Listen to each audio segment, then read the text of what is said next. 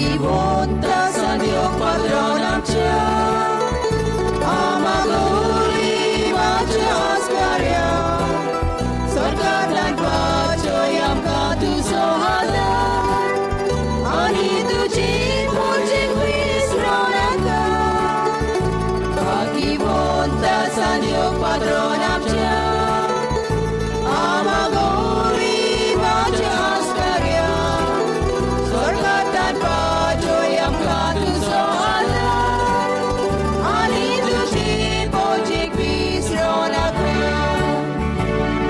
Sa Diyos Bokta, Padron amcia, tuji puji ekta zaul Ramadan, amci kote pikalung wisronaka, ami tuji tuin padion raga.